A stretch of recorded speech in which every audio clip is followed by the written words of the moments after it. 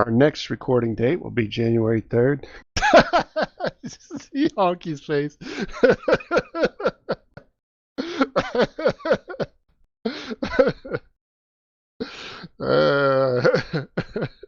Did we want to close it down, family?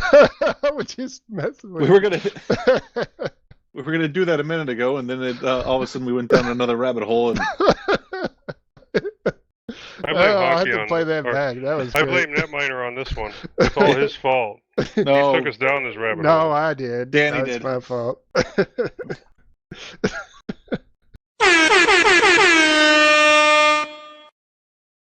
There we are. Helpful, I can see. Welcome to episode 258 of the LinuxLUGcast. We're an open podcast /slug that meets at 9 p.m. Eastern every first and third Friday of the month using Mumble. We encourage anyone listening to join us and participate on the podcast. Check out LinuxLUGcast.com for the server details. If you have any questions, comments, and topics you'd like us to discuss and are unable to join us live during the show, you can send us an email at feedback@linuxlugcast.com. We also have a Lummy community where we occasionally post it. Does anybody check? Do you still check in the Lummy community? Yeah, I've had links pretty much every day. Man, it's been a long time since I've checked out the Lummy community. Where all the action is. Lummy is kind of, for those who don't know, Lummy is kind of like a open source Reddit. Federated Reddit. We also talk a lot on Matrix. We have a Jitsi server, but we use for, check out the link in the show notes for live during the show. You can watch us. And if you don't want to watch us live during the show, you can check us out on YouTube and Peertube. Links for everything are in the show notes. I'm your host of this evening, Honky Magoo. With us tonight is Joe. Yep. Minnix. I'm here. Morton C.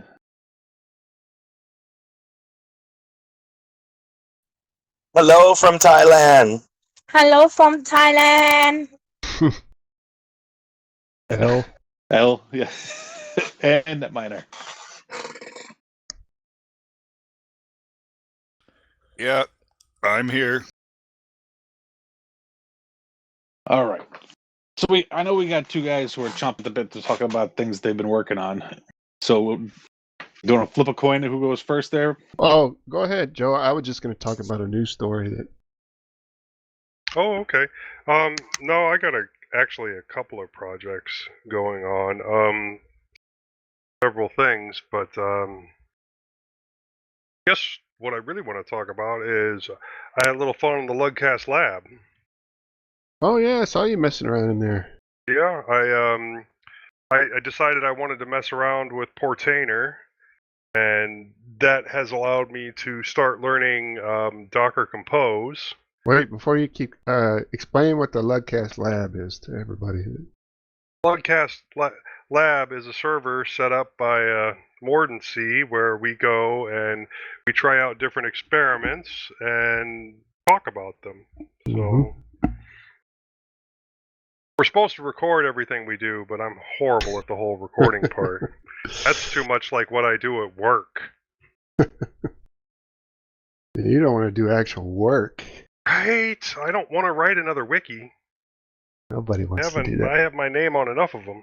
Right. But the point is to have fun. It's a place where we can experiment and learn and shit like that. So I set up Portainer, and then there were a couple of Dockers that I wanted to try out.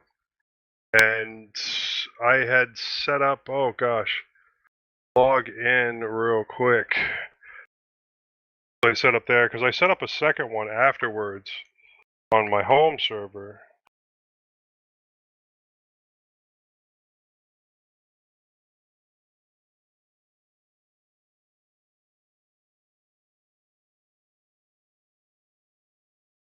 The interesting thing was when I set up Portainer on the Lugcast Lab, it found everybody else's Docker instances too, and they're all listed there. Very exciting. Yeah, I had to install Docker, and then I had to install Docker Compose, and then it's a Docker image of Portainer, and then Portainer allows you to install everything else there. Now, I did install Jupyter Notebook. Familiar with that? Yeah. It's where I go to occasionally practice my Python. rather limited Python skills, try to improve them. And then I also installed Cura, I installed Orca Slicer, and I installed Cura Slicer. But the only one that actually I did get Cura to work, but it's And you accessed it from a web interface? Or? yes, from a web interface. Now, there are some other issues that go along with that, and I'll get into those when I start talking about when I set it up on my system. But I also installed Audio Bookshelf on the Lugcast Lab just to test it out, and that was kind of interesting. I didn't want to transfer a whole crap ton of books over there to get everything working to see how well it worked. So what I tried to do was set up a fuse mount. But for some reason, when I first started setting up the fuse mount, it kept changing the user to Mordancy. Huh. So I had to jump through some hoops, but eventually I was able to force it to have the owner as root, which is what's running the Docker instance. So, and then for some reason, Audio Bookshelf still would not see the fuse mount, even though it was mounted to the shared location within the Docker image. So, what I ended up doing was just CPing something up a level and testing it out that way and having it play from there, and that worked out just fine. It works really good. I just don't know if I don't think I'm going to try and eat up all the bandwidth on Lugcast Lab, but it was a fun test to do. And then I was able to get Orca Slicer and Cura both working, but obviously I didn't want to be shuffling files back and forth to be able to do it, and I would have had to SCP over the STL and then SCP back the G code.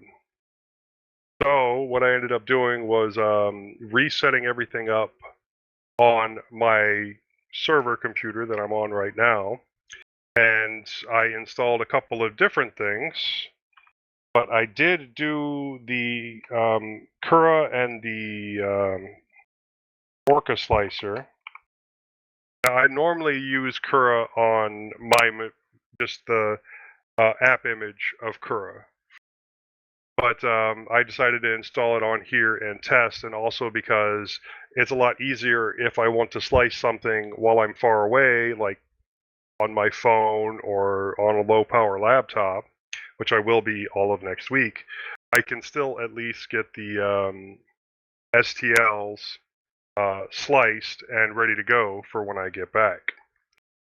So right now on my home PC, now I can install containers without using Docker Compose and install them manually. And I guess there is also a way to add containers, although without like Docker Compose or anything like that. So it's not in the stack; it's just directly in the container. And you can see, like my Nextcloud, I have that on a Docker image, and that got pulled in automatically, so it's seen. And then I have, like I said, Cura and Orca Slicer, and I was able to get Cura running, but I think it's because of my old graphics card that I have in here that it failed to slice, which is why I switched to Orca Slicer, and that worked just fine to slice things. And Orca Slicer is a little bit different. It takes a lot more work to make faster prints of decent quality, but there is a lot of control there. It's just really, really spread out. And I'd say Cura is a lot more simple to use. But I was able to get things working correctly and was able to get a print to come out right. Now, some of my settings were a little off, and it wasn't as strong as I needed it, so I will have to reprint it. That particular one takes quite a bit of plastic, so that might have to wait. I also I've been wanting to test out Jellyfin for a while, and this seemed like a really quick and easy way to do it. And so I went out and I saw other people's examples of how to set up the Docker Compose, and I used that to set up my own Docker Compose. Now right now I have a lot of different drives, so I would have to map each one of those individually into, or so that the Docker image can see it, has access to it. So I only did one of the TV show drives and one of the movie drives. But I just wanted to test it out, and that's what I used to watch a movie the other day, just to see how well it worked, and it worked great. What did you think about Portainer? You like it? I love Portainer. It makes Docker a lot easier. Like previously, I used to have this whole intricate setup that I used with Docker that I stopped using because every time there was an update, it would just brick. And where I had a image set up where I could use Chrome through another image, a Docker image that was running a VPN. So I could have like the base running Docker going, and it would have one IP address, and then I could have one instance of Chrome running with one IP address, and another instance of Chrome running with a completely separate IP address. And I could use that for downloads or searches or whatever, and it was completely isolated.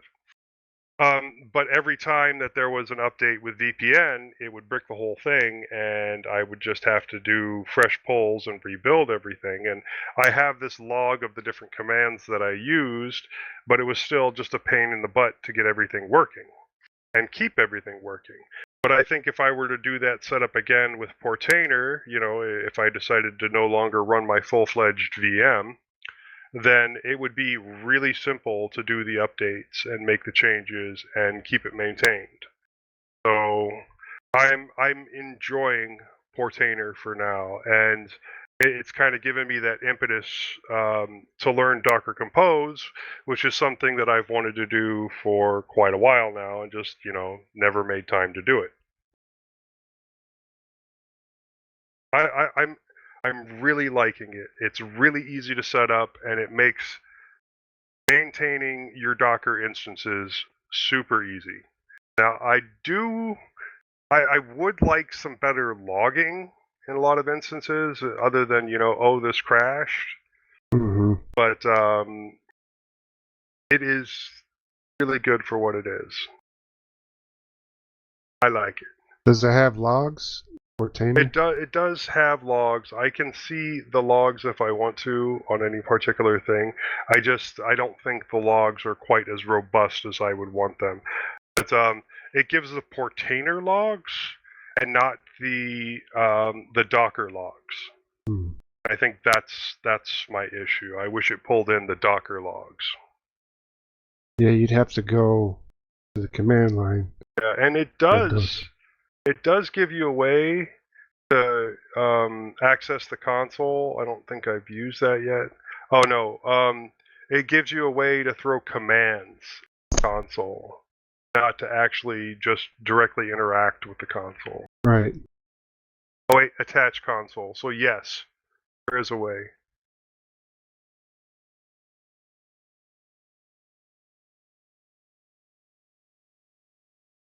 I just don't know how well that works. Oh, and I will, the two slicers that I have set up, they're kind of, they're using, what is it, Chaos VPN? So there has to be like a full operating system there, and then, the application's running inside it, and then there's a VPN that's only showing that. Oh, so I thought it was an actual. So it's a VPN. It's or like no, not a VPN, a VNC. A VNC, yeah, VNC server that shows something like Guacamole or something. It's what's the other one? Chasm. Yeah, that's it, Chasm. Yeah, that's what I use is it's just what is that container? I forgot who puts it out. It's Linux something, but I think it's just an Alpine OS with XFCE, Chasm VNC. and then it includes Chasm VNC in the Docker container. Chasm VNC seems like it's, and I have thought, I know that there's some Ubuntu Docker images. So, and you have I know that we've used full-on operating systems from a web browser before. So could I set up my own and just have it running like a VM Docker image? You can. Well, I can't remember what that's called that I use. Hang on, I've got it in Proxmox. Chasm VNC. I've only had this set up for, a couple of days now. I'm wondering what other images.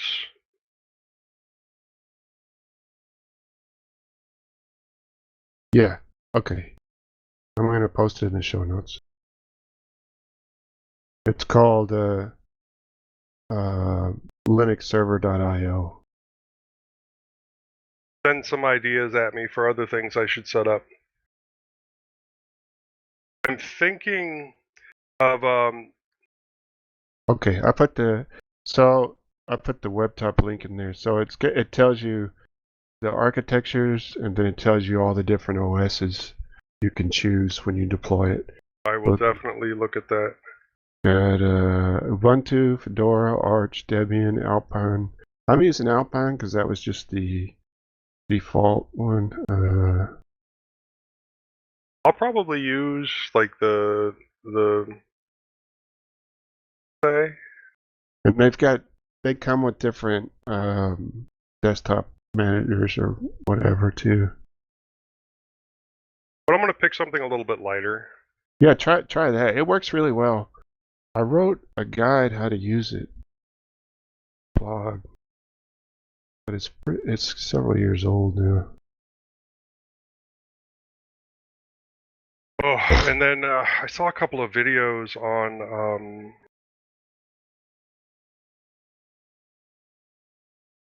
server racks, some 10-inch server racks. Geekbox came out with one, or yeah, I think it was Geekbox. It's on YouTube, and I just found them to be really interesting. So, but I don't want to pay the $160 or $170 to get one of those, and then have to start paying for parts. So, yeah, I've gone to my 3D printer, and I found some designs that I think will get me started. But I'm gonna have to do some work because the longest rail I can print only makes it like a 4U. I'd rather have like an 8U. I'm gonna find a way to attach two sets of them together, which means I'll have to do some design, which is kind of cool. So, and then the shelves that you can put into a 10-inch rack, basically I have to print them at an angle because that's the only way they'll fit on my print bed. I'm gonna see what I can make. I kind of want to. I know most people just put everything in the front, but since I'm making one that's going to be so small, I want to use the front and the back, so it doesn't have to be as tall. And so even if it is only 8 inches deep or 9 inches deep, 10 inches wide, then I should be able to like set the network card in the back. And then I was thinking about getting some kind of thin client and then moving all the Portainer stuff to it and running it all that way. Maybe moving my DNS sinkhole onto there that I need to rebuild as is. And I don't know. Maybe, have my DNS run from that. or set up all my pies to run from there. How many pies you got now? I still got several. There's only one currently in use, and that's the Pi 4. I've still got 3 Pi Zeros, the 0Ws. I've got a Pi 3 that needs to be set back up. I'm hoping to eventually pick up a 5 and see how well that works. But I'm sure eventually I'll be able to pick up some more 3s and 4s just for the sake of testing crap out. I wouldn't mind building a cluster one of these days, but that sounds like a lot of work and a lot of cost for not a lot of return. I'll wait till I can get them at a really low cost before I try that. And then I went through my stack of broken laptops that have accumulated over the years, and I started either repairing, marking for repair, or stripping for parts. I ended up stripping 2 10-plus-year-old Toshibas for parts. Laptops? Yeah, laptops. Hold off. I'm going to use the monitors. I'm going to get a driver board for those. That should be like between $13 and $15 to get it off AliExpress, as long as I do it before February.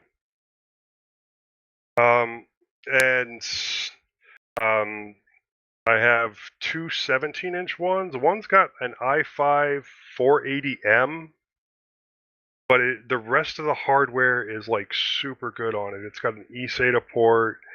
Screen looks really awesome. It actually runs pretty fast running Mint, surprisingly, considering how old the processor is. But I'm not sure what I should do with it. I'm almost thinking about yanking the screen off of it and turning it into a set-top box and seeing how well it works just streaming, running Chrome and streaming. Right.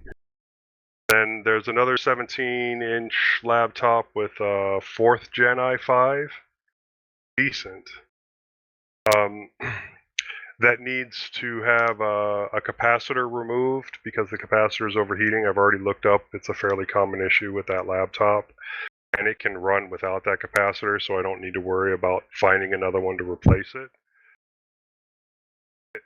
It's a decent laptop. An i5 4th gen is still usable as long as you're not trying to go nuts with it or anything. So Yeah, that's what I got in this little Lenovo. I think it is a Lenovo. But I don't know what to do with it after that.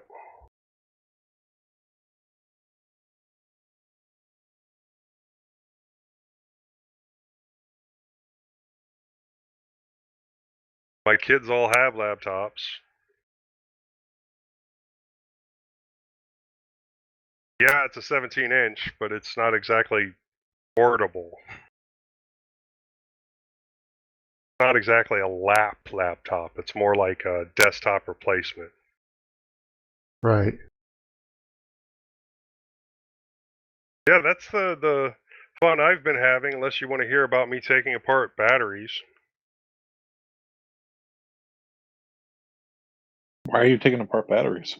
Is that in vapes or what? No, well, I do that too, but this particular one, I had a Ryobi, the batteries for the power tools. Yes. One of those had died, and I knew what was wrong with it. One of the cells, just one of the cells of the 5 that were in there had died. And, well, it still made it kind of useless, but I wanted to see if I could take it apart and potentially fix it. But I didn't have the replacements 18650 that I would trust to be mixed with those in a high-power device like that. So I ended up taking it apart and pulling the batteries out.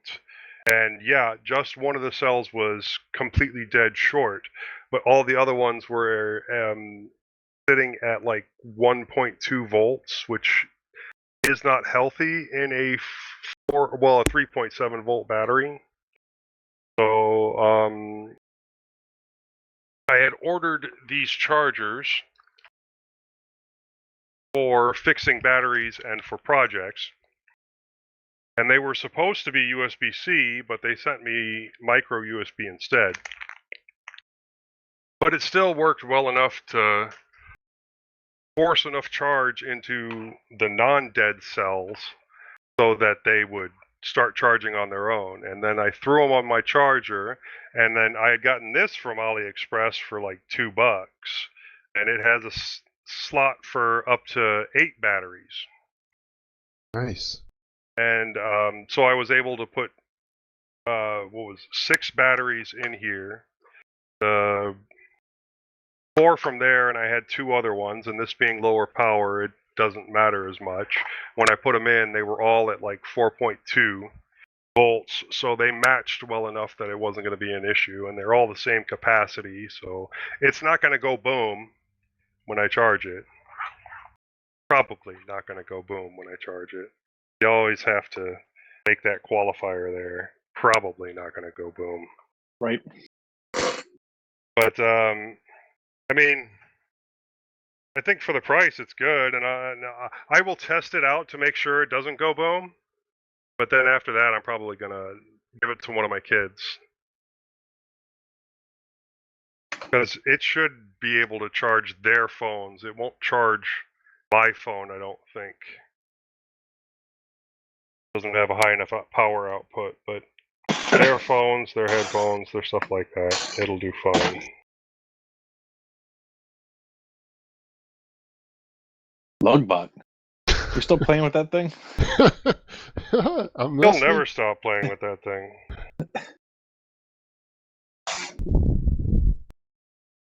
What do you mean I'm still playing with that thing? Uses it to insult people. I don't. You're just touchy. It makes a great flashlight. Oh. Yeah, that's really darn near everything I've been working on. Cool.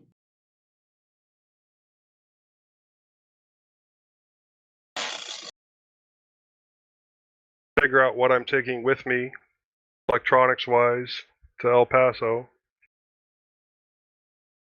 Now, how far is El Paso for you? 12-hour drive. 12 hours? Shit. Scary When to you- think of. When are you leaving?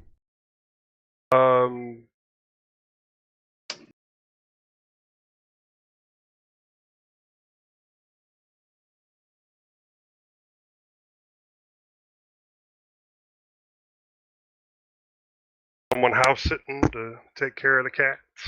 Hmm.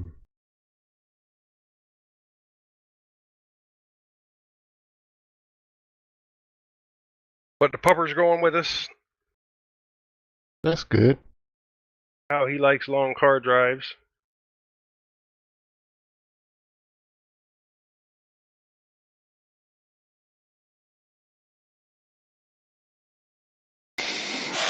I think I'm going to take my portable router. Probably both of my portable routers. We're going to be at a hotel, and so I'm going to want to connect to the wall once and make it so that everybody else doesn't have to go through the whole sign-in process.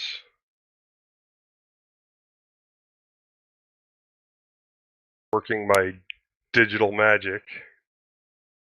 We're going to want probably to hook up something to the hotel TV because they're going to have stupid crap on there. Watch our own stupid crap.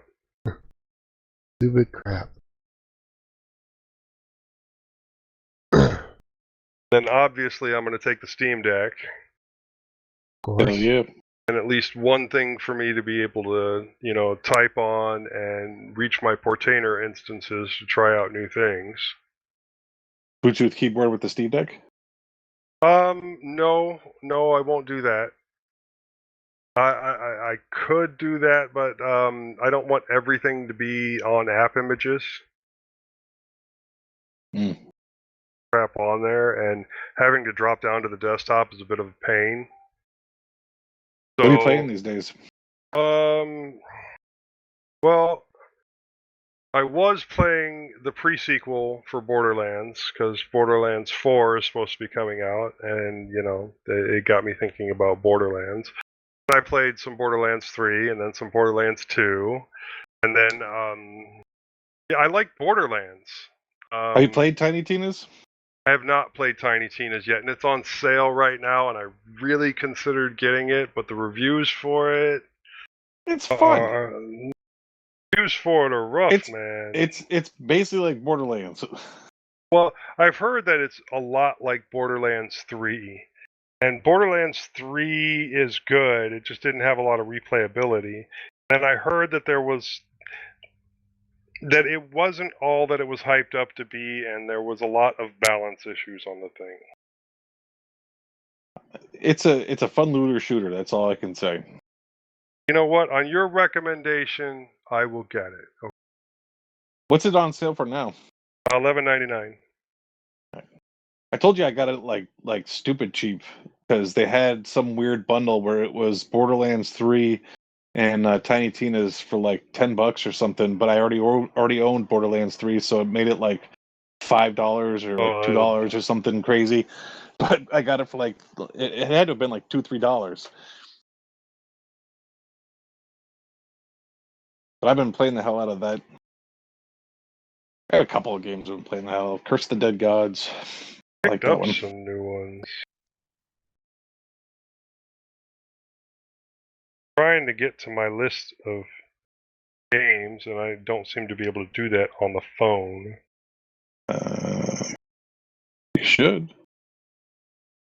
Menu.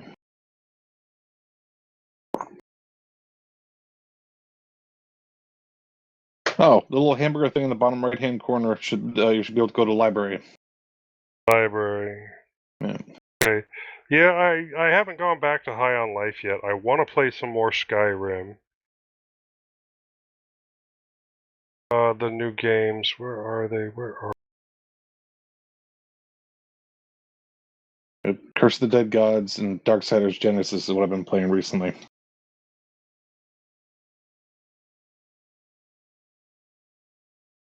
Goner? What is it called? Goner? Gonner? Goner? What type of game is it? I don't know. I picked it up for free. Huh. You know what I saw for free? I added it, but I haven't installed it yet. What is it? Marvel Rivals? Blood Zone? Armageddon?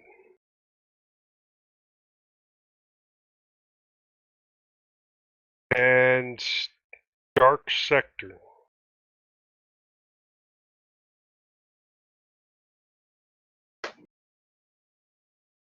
Dark Sector is a third-person action shooter that thrusts players into a sci-fi flavored nightmare scenario set in post-Cold War era. Looks kind of cool.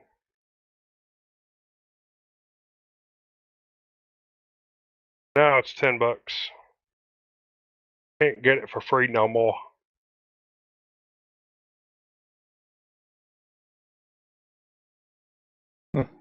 Cool. Goner. Let's see what that is.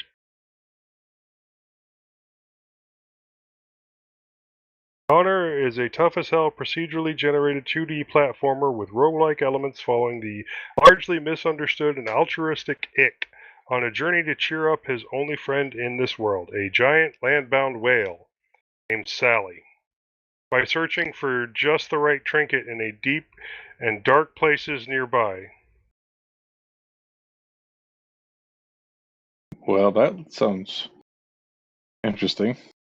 It is a weird-looking side-scrolling game.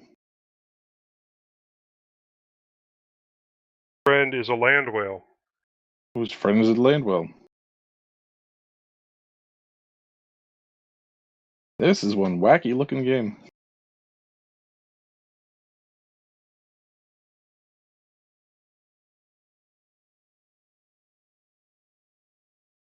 I want to try. There you go. On sale for $2. I got it for free. There you go. How'd you get it for free?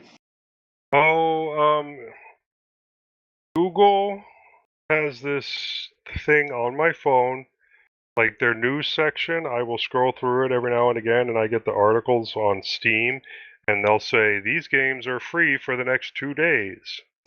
Oh, Sometimes they look good, and I'll grab them. well, hell, I mean, free. Put it in your library. You might get. You don't have to play it, but it's in your library. Right? It's in my library forever. Right?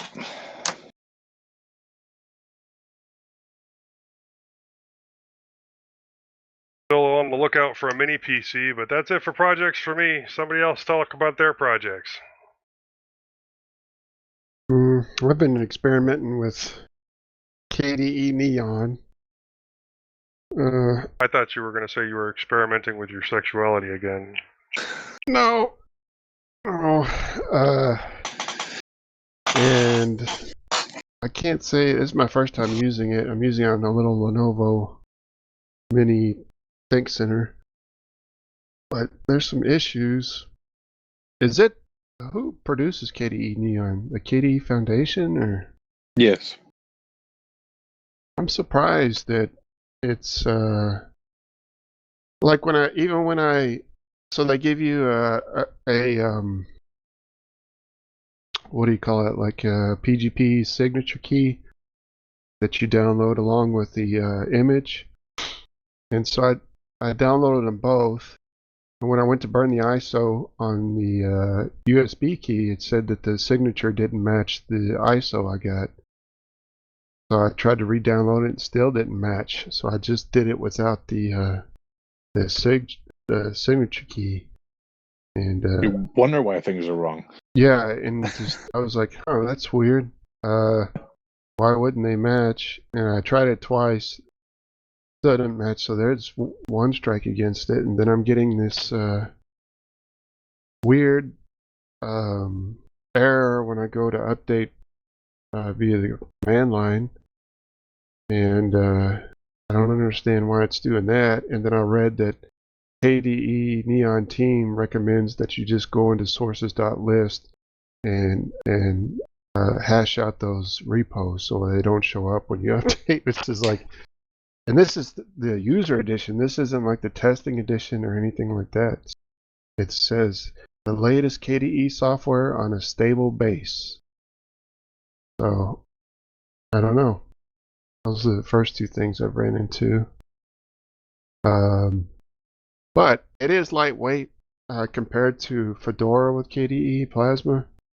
And I guess there's some optimizations they do to make it that way. I noticed it was using about half the RAM. And the image itself is pretty small too. And the installation went fine. So I'll just have to mess with it more. I got Mumble and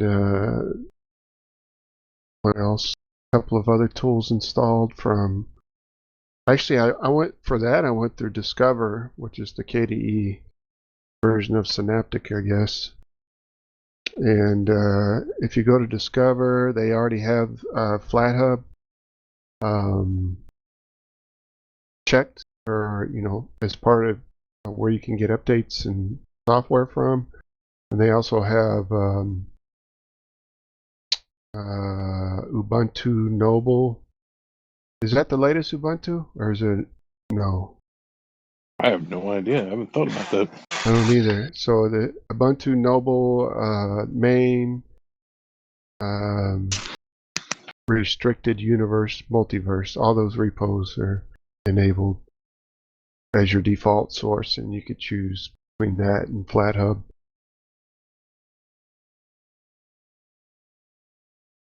I'm running on an i5 4th gen, but it's one of those low power chips, in the little Lenovo PCs. Not mobile. I think it's a U or a T, something like that. One of those editions. Or any PCs, I guess, to keep heat down. Probably power wise too. But anyway, so that's one project. It's not very interesting. One thing I wanted to talk about, which was weird, it happened to me at work. I work in IT.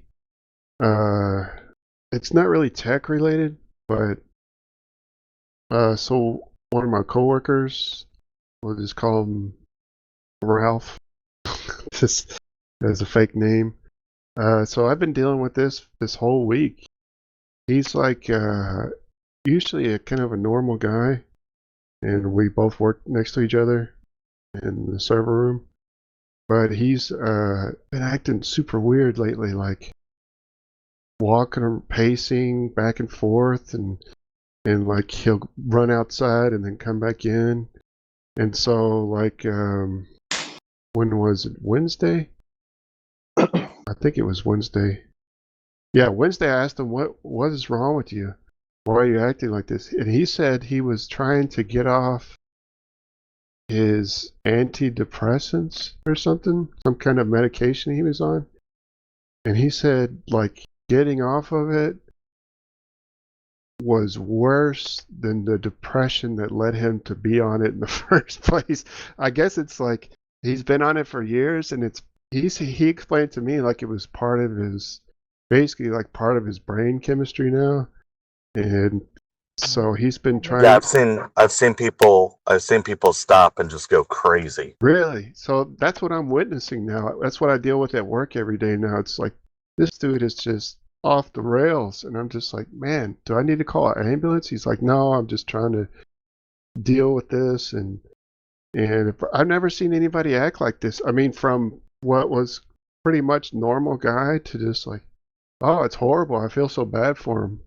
But he said he doesn't think he needs cold turkey anymore. or? See, that's it. I'm not sure what he's doing because I didn't really ask him that part. But I would think if it affects you that much, wouldn't you want to just go step down?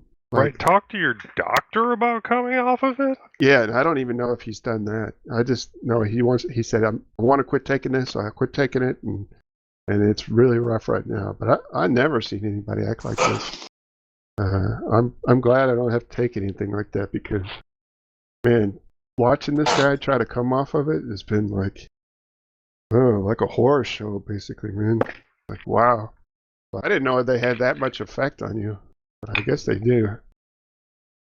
So anyway, that's what it's been like at work, trying to work, and this guy's just, I shouldn't talk like, I'm not meaning him, I'm just saying it's really hard to focus and concentrate when this guy is just like, jumps up real quick and just runs out the door, runs outside, and one time I went outside to see what he was doing, and he was like walking real fast in laps, like around the parking lot and stuff, and then like he'll slap his face just out of nowhere and stuff. And he says it's just, he feels like his brain is being shocked or something.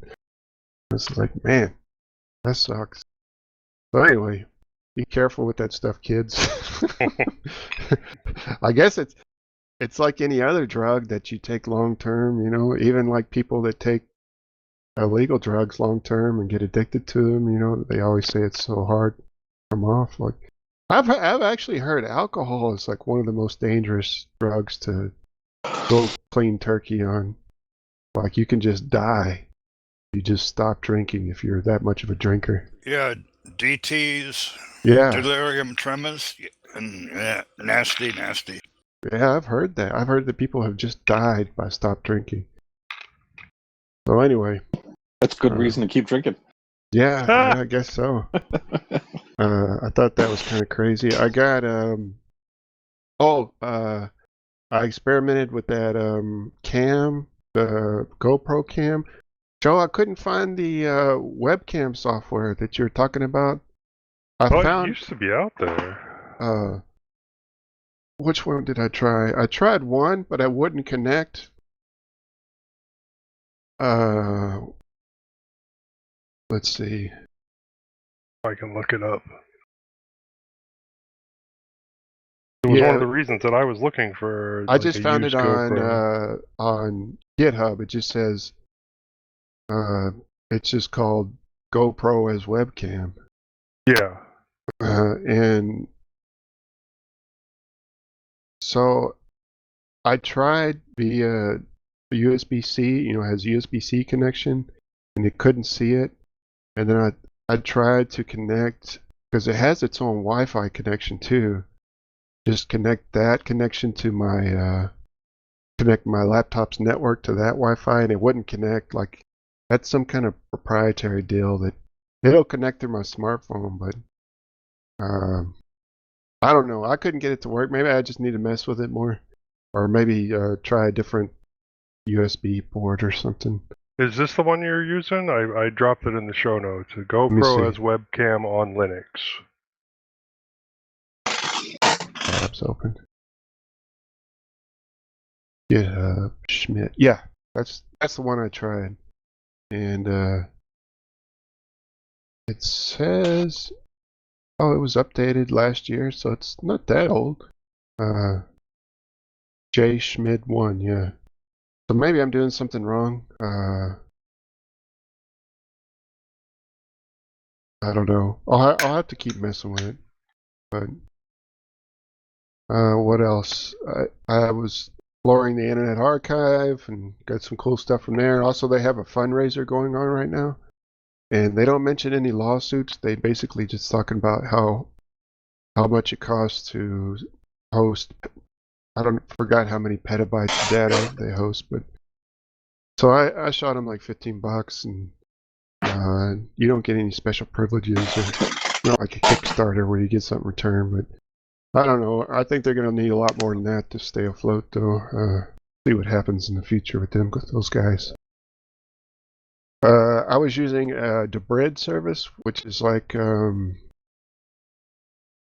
I use it with Kodi, and basically it's like a torrent caching service, and it connects to a bunch of like premium downloading sites, like I don't know what all the like RapidGator and Mega Upload or whatever, so that whenever you browse movies within Kodi, it'll find them online and just pull them down either from a torrent cache or whatever. But Real Debrid was the service I was using, and look at Mornsey, it's all laid out. They got busted. Well, not busted, but the French authorities have now been, and they're hosted in France, have been enforcing like DMCA takedown requests and whatever Hollywood's got going on. So they pretty much quit working. So I'll have to find another service for that. Yeah, Morrissey, can you hear us? He needs to point his camera down a little bit.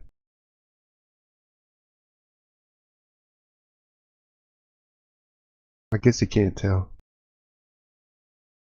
But here's one other thing I wanted to talk about. I put it in the show notes too.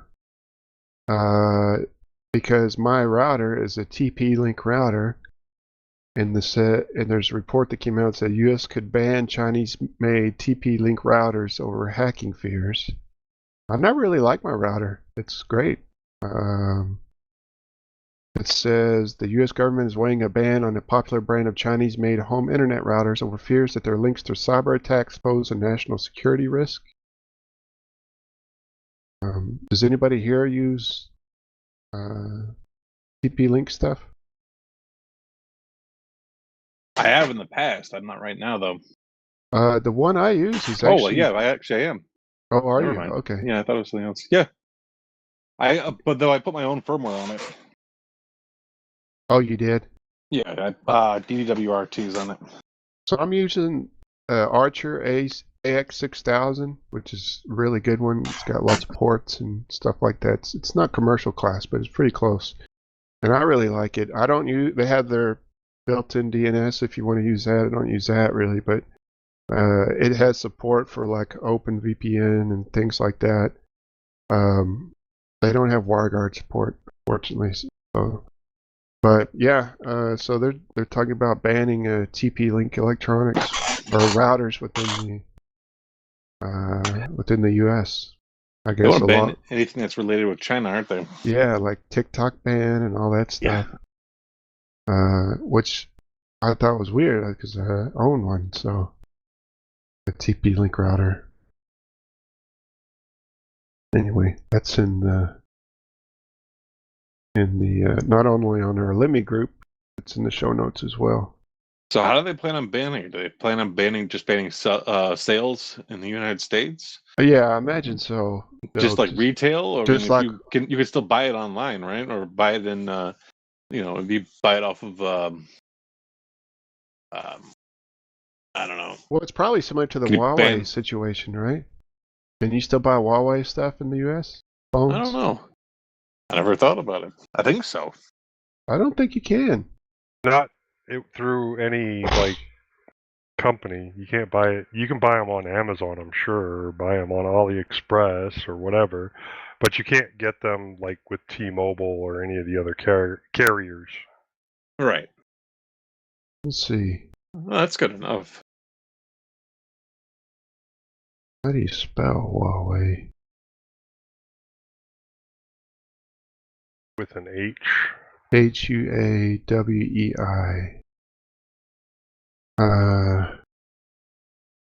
So Wait, was it Huawei that was banned, or was it Xiaomi? No, I think it might have been Xiaomi. Huawei is banned.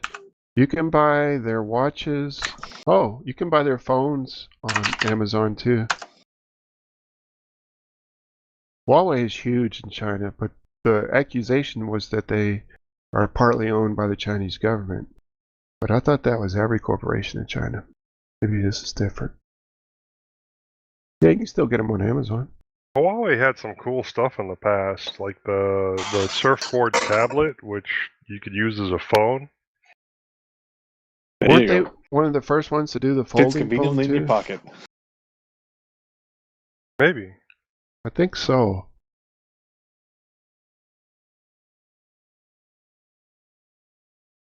Let's see.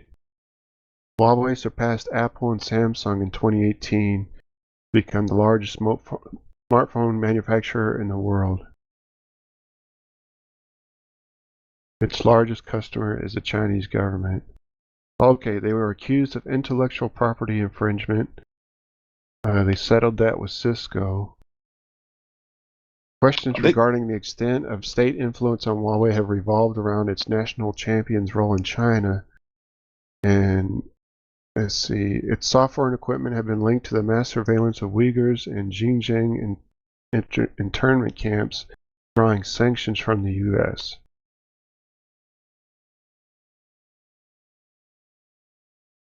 So I wonder if there was ever any software on or firmware on the phones that was sending data back to China. Whether there actually was, or whether it's just kind of fear. It says the U.S. government requested the extradition of Huawei's chief financial officer from Canada.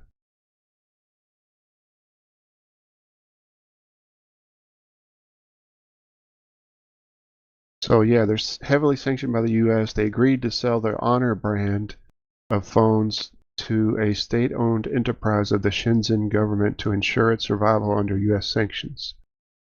In 2022, the FEC banned sales or import of equipment made by Huawei out of national security concerns. Well, you can still buy them on Amazon. Yeah. Now it's not. It's not running Android anymore. It's their own. Is it It's that their own. MIUI or is that Xiaomi? I don't remember. Let's see if I can.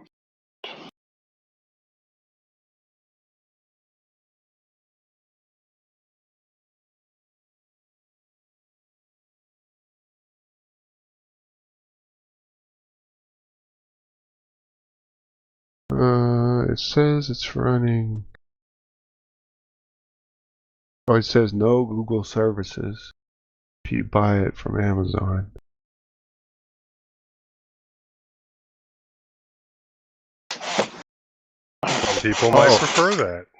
Right. EMUI is what the name of the OS is. EMUI. EMUI.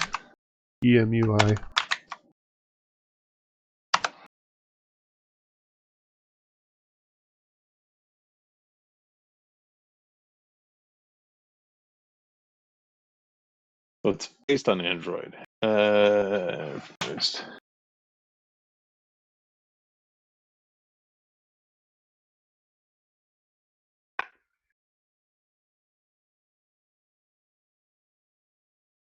Harmony OS 4.3. So it's Yes. probably based on what is it called? CyanogenMod. No, what's the AOSP? open source? Yeah, AOSP. Yeah.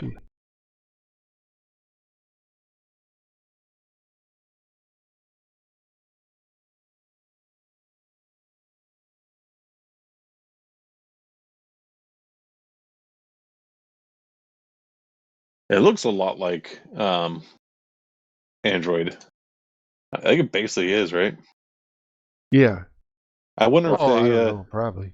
I wonder if I can use the Play Store. I don't know.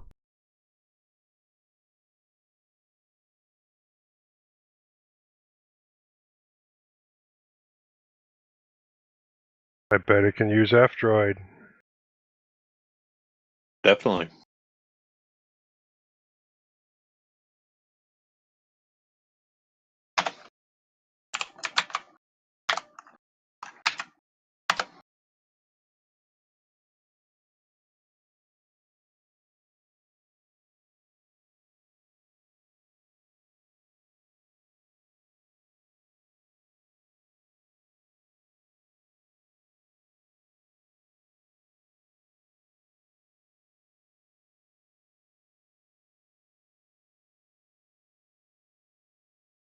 Yeah, it looks like you can sideload it. I wonder if they have their own store.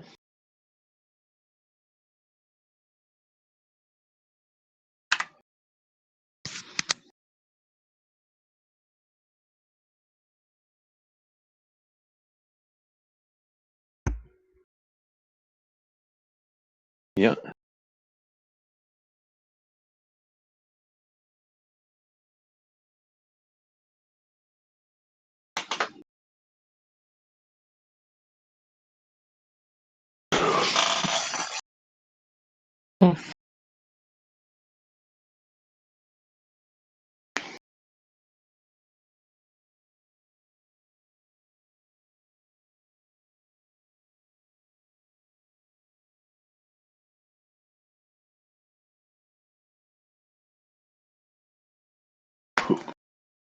So what are you doing with Lugbot?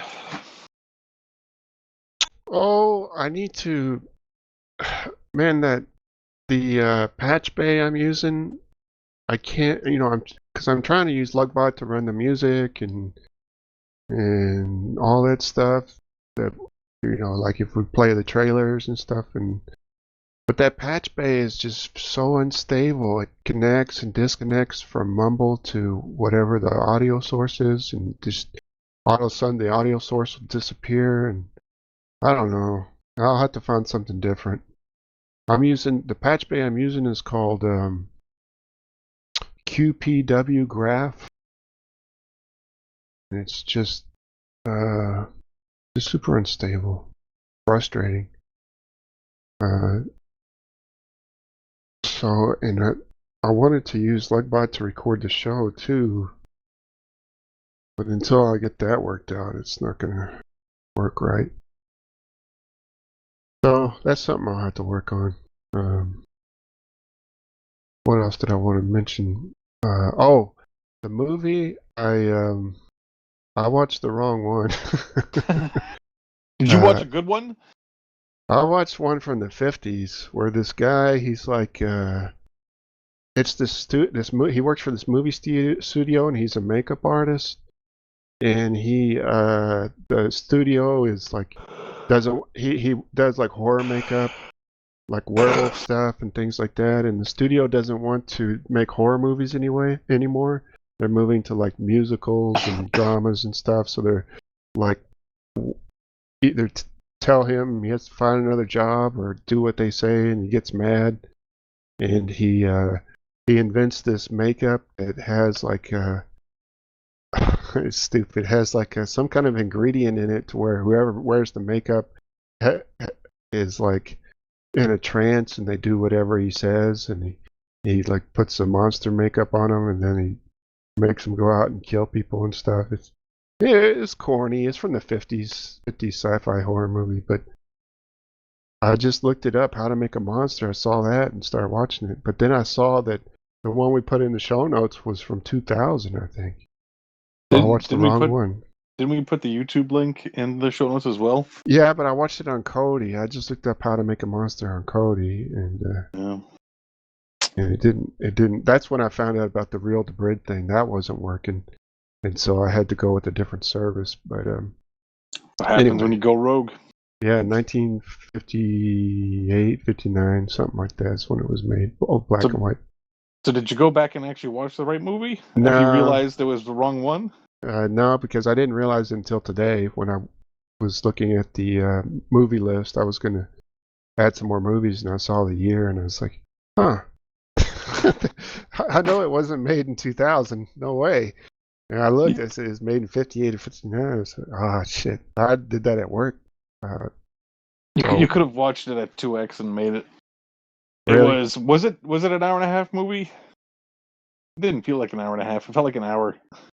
Hmm. At 2x, it was still. It wasn't good. Should we just get into it? Yeah. Okay. Joe is chomping at the bit over there. I'm not sure if you can tell, but he's been wanting to talk about this since the second we got on. Okay. Is it worth me going back to watch? Yes. Okay, I will. No. But go ahead. if you- I'll go ahead and talk. about it. 2.5x.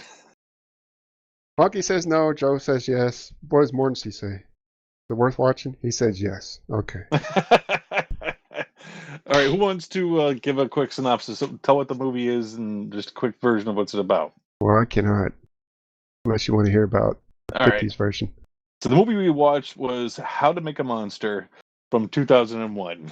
The movie is about a game company who's trying to make a horror game, but it's a horror game for kids because they have kids in the test group, like 12-year-old kids in the test group, but they want to create a horror game. So they've learned that the game that they made was crappy and not scary at all. So they hire this team of programmers to come in there and fix it and make it more scary.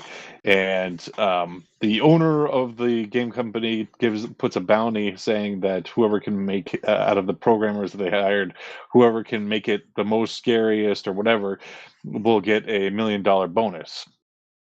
So they're all competing with each other to try to make it a scarier game. And then lightning hits them. So they have this motion capture suit, and they were using it to try to get the motion capture of this young lady, and lightning strikes the building, and it apparently takes that and the AI chip that one of the guys was using, makes it so that the game starts controlling the motion capture suit. It finds its way onto one of the guys who it killed. The suit itself just kind of crawled up because it's like a weird little exoskeleton type thing, so it goes over the body, and the suit itself killed one person, and then it forms itself onto that person, and just the guy then reforms himself into the main boss of the game. Like, he looks like him. He took like all sorts of weird metal stuff and crammed it into his face and made himself look like that. So these people are now trapped inside of the office building where they've been working on this game, and being hunted down by this rogue exoskeleton suit that has taken over a dead body. I think I summarized that pretty well. Yeah, and your three main guys, your three main programmers, one of them does sound, one of them does AI, and one of them does weapons. Yes, Weapons. Okay, this movie is a cheese fest, I ain't gonna lie. Oh, big old cheese fest. And it had gratuitous nudity in it, and Oh, man. For about like 5 minutes. Extremely gratuitous nudity. I mean, they did motion capture on this woman, and she's basically a porn star, and it's basically implied that she is a porn star. And they have her get naked and put on this suit and jump up and down. with her boobs uncovered. And it's kind of hilarious. And she is a porn star, or Oh, they implied that she was a porn star. oh, okay, Yes. And she had the boobs for it. She was qualified to be naked in this film. right. And then you forgot like the actual main character, the intern. Yes. So the whole time there's this intern, and she's hanging out with the boss of these three guys, and he spends most of the movie convincing her that he's not a nice guy, and that the only way to get ahead is to, screw over everybody else. And that was the moral at the end of the movie. If you want to get ahead, you have to screw over everybody else. Yep. And, well, Danny Masters shows up. Really? From that Halfway 70s through show? the movie. Yes. The guy that's currently in jail for doing horrible things to women. Right. And he's the boyfriend of the intern, and Yes. he, is yelling through the door at her all this horrible, horrible stuff about how she's a whore, blah, blah, blah, et cetera, et cetera, et cetera. And then he He's doesn't just die, Playing himself. which is really too bad. He doesn't die, which is too bad. Oh. What was But the purpose of that? I don't know. I thought the purpose was to maybe kill him. It But was no. showing Danny Masters' true colors. That's all it was. But Then I thought maybe she was gonna hook up with that guy. boss. Yeah, that boss guy. But then no. Yeah, no. He was a dick. Yeah, and then he had stolen the beta image, and they needed the beta image to be able to shut down everything or something stupid like that. And yeah, he dies right after they find out about it. Imagine that. Yeah.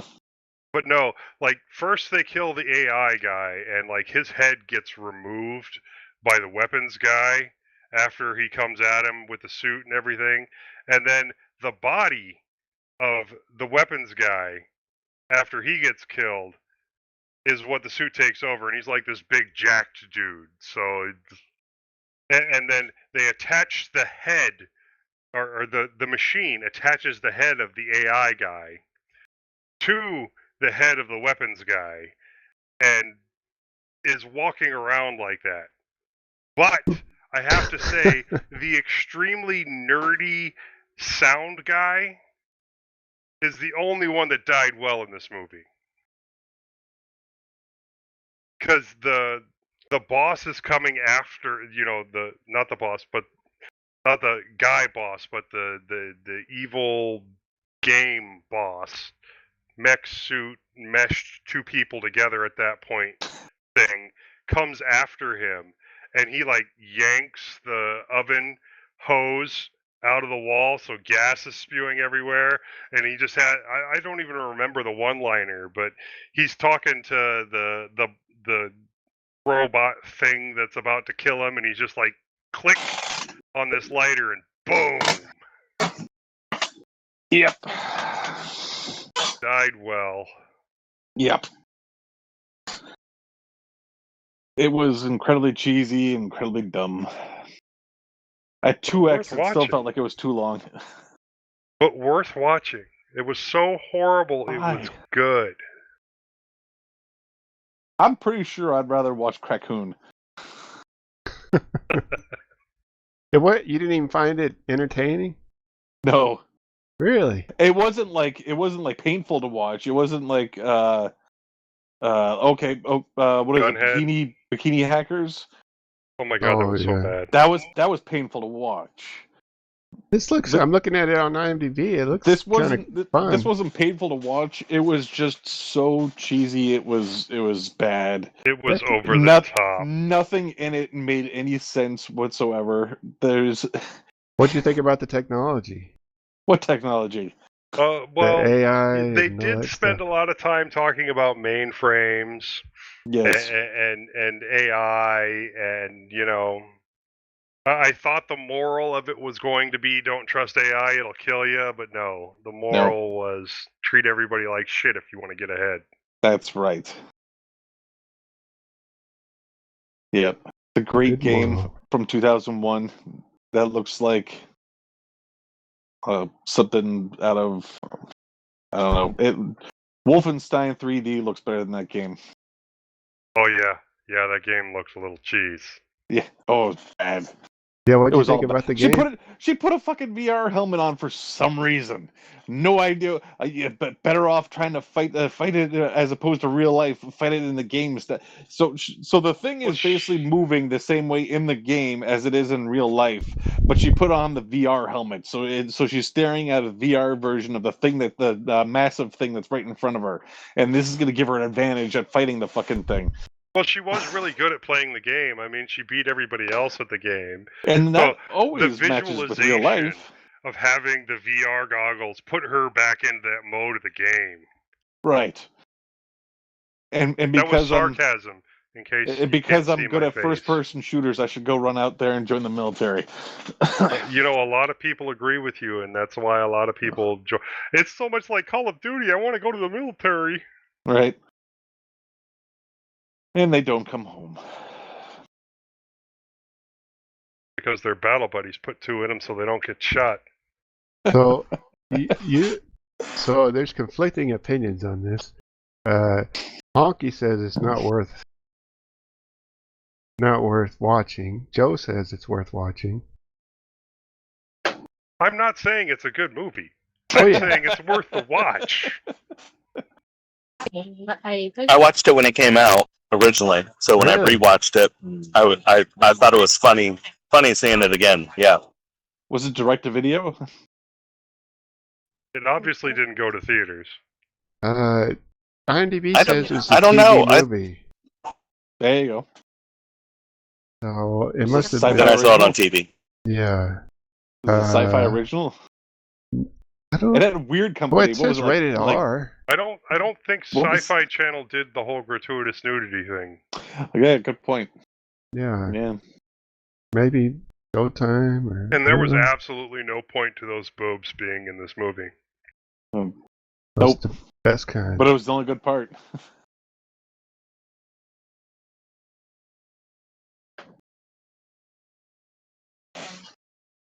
So what do you guys rate it?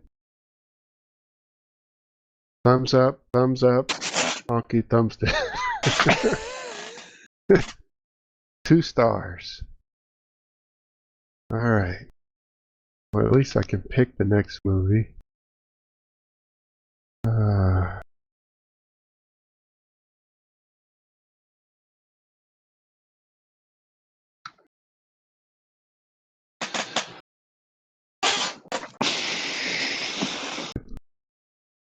Menos Mind from 1997. Minnows Mind. M-E-N-N. All right. Huh. Oh, that looks interesting. Menno is a computer programmer at the resort, an enormous funhouse where people can live out their fantasies in virtual reality. Feeding their personal data into a software program called The System. Head of security Felix Medina is setting up a big It's got Bruce Campbell. voting fraud in order to win the presidential election. His only concern is a group of terrorists rebelling against his plans. Corbin Burnson, Bruce Campbell, Oh, Robert Vaughn, Billy Campbell, Billy Campbell. not Bruce Campbell. No, No, Bruce Bruce Campbell's Campbell. In there. No, Bruce Campbell's in there too. Oh, is he? Okay. Yeah. Oh, yeah, I see him. Yeah, he's the Yeah. rebel leader. Robert Vaughn, yeah. Robert Picardo is in it. Okay, see that? Yeah. Voyager. Yep. Oh, Stephanie Romanoff. Isn't she in Babylon 5? No, I guess not. You know.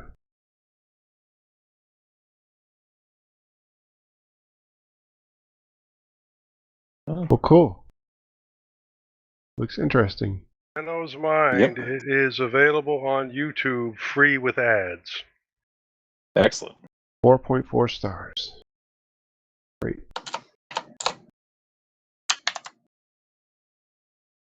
You can stream me on TV, Free TV, or Freevee, which is on. It's on Tubi too.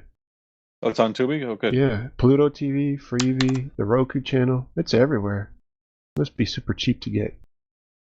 I'd rather watch it on Tubi because they're blocking ad blockers again. Oh, on YouTube. But Tubi probably have ads. But they're not blocking my ad blocker. Oh, yeah? Oh, good. Yeah, my blocker blocks Tubi ads. Oh. Pi-hole. Oh, I know I've probably said this recently, but I got to reset up my Pi-hole. Yeah, you should. It'll say ad coming up, and then it just doesn't do anything. It just keeps going back to the movie. Cool. Works great.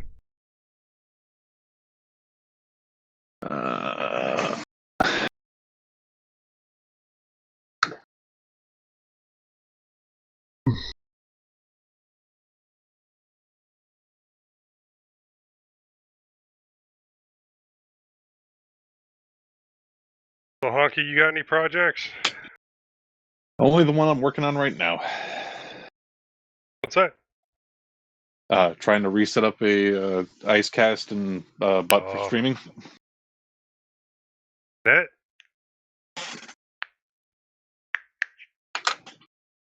Am I Netminer? been working on anything?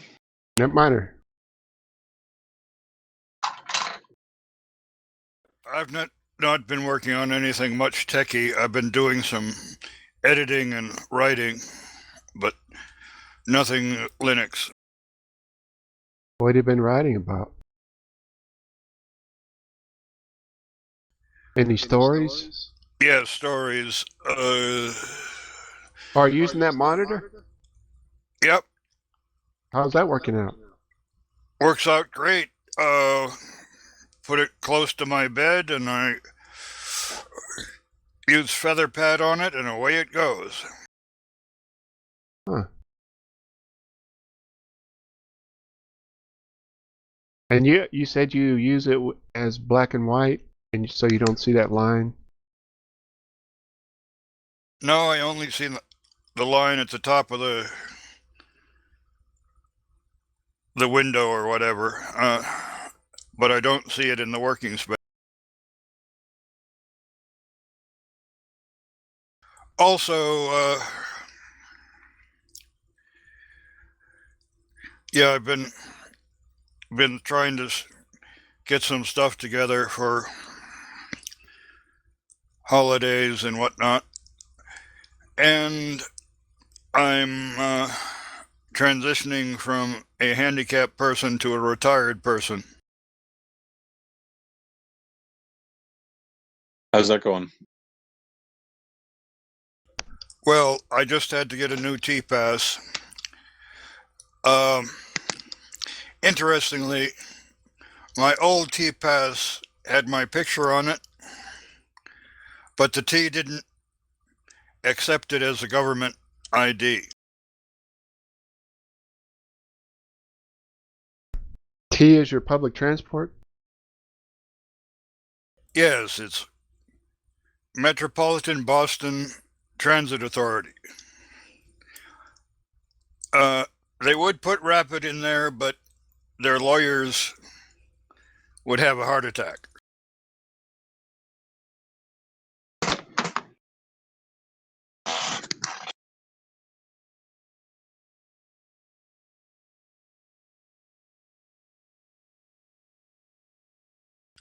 Because Boston area public transit is transit, but Rapid is really abusing the word.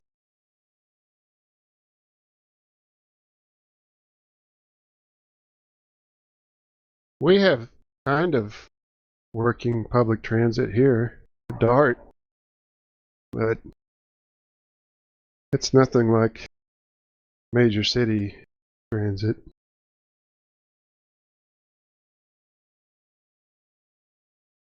Well, because I don't drive, I'm kind of stuck on, I need to be within the bus route that serves the subways and whatnot.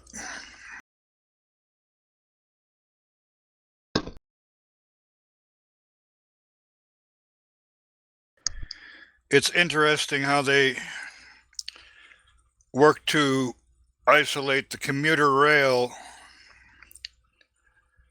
which is a premium service, from the grungy bus and subway riders.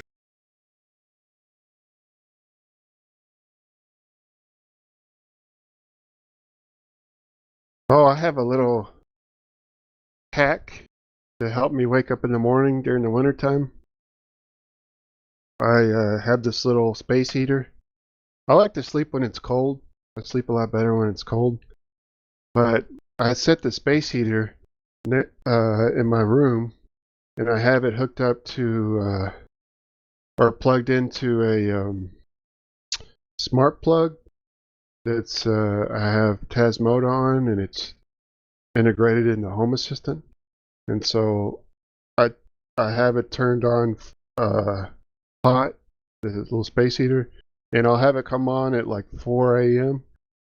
and then but I wake up and it's really warm in my room and around 6, and then it's great because I can sleep really good when it's cold, and I get out of bed and it's nice and warm and toasty, and then it shuts itself off around 6:30. Stays warm. So if you're looking for a way to wake up, pick that out. I'd be a little careful with that. The wattage rating of your smart switch. Yeah, it's 16 amp. I had to use a beefy one. Yeah, well, all of the heaters, which is interesting, all of the heaters, regardless of size, are 1500 watt. Yeah, this is a 1500 watts one I got. Well, I'm just saying, I've got little sort of toaster size heaters, and I've got a big wastebasket size heater, and they're all when you set them on maximum, they're all 1500 watts, because that's the official limit of something you can plug into a standard outlet.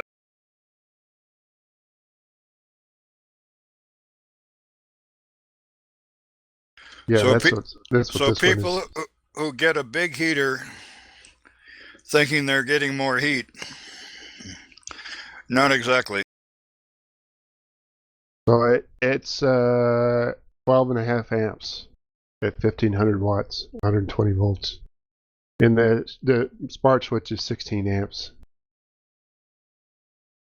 One of the things that I've discovered with my hot water radiators is that I can put a box fan up against the radiator with it blowing out into the room, and that gets a little extra heat. It's a pretty good idea. All what I need to get is a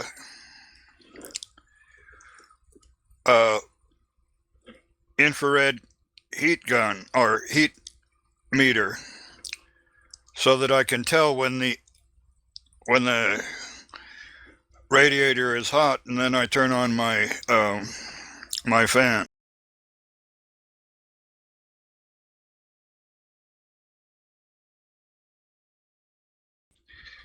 And I find the lowest speed on a box fan seems to be quite sufficient.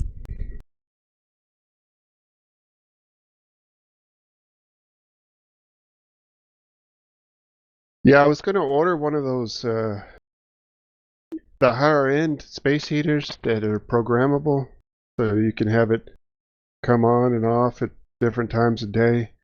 But then I remembered I had this little heater that I actually use in the bathroom whenever it gets really cold, so that the water doesn't freeze up in the bathtub. And I put that in the bathroom, but I just use that with the smart switch instead. I tried to find like a a programmable space heater for under $100, and I couldn't find one. They all have timers on them where they'll shut off at a certain time, but none of them had where you could program a time of day for them to come on and off. This works out pretty well.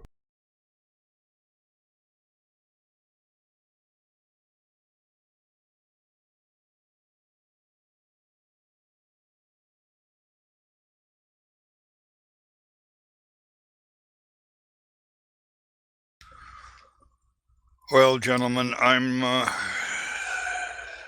been up for an extended day, and I'm running out of gas. I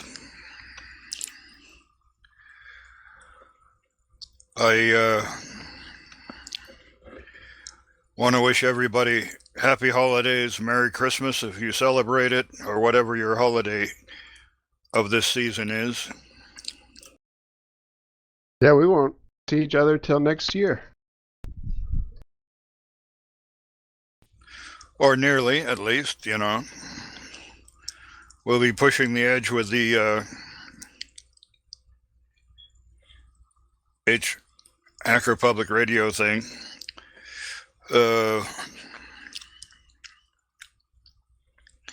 Yeah, next Friday is right after Christmas.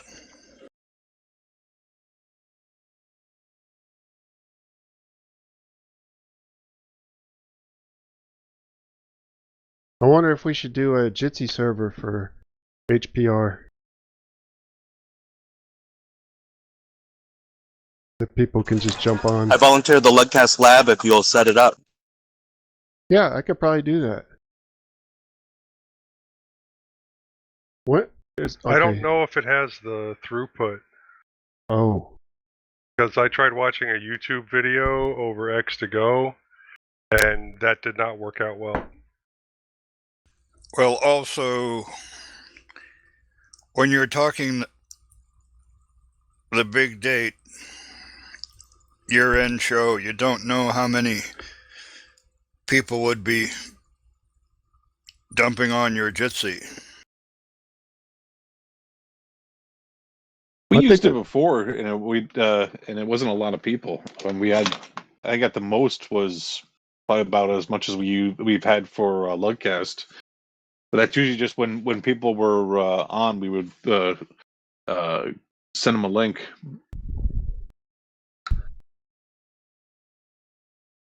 I can set it up on Lugcast Lab.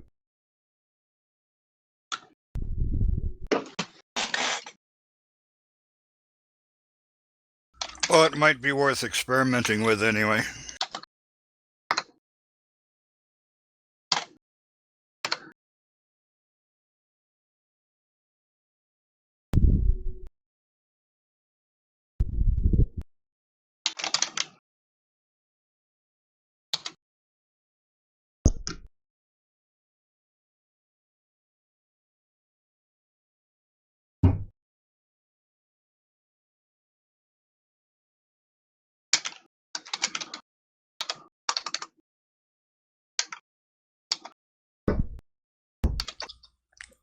By the way, next week also has the post office's favorite holiday.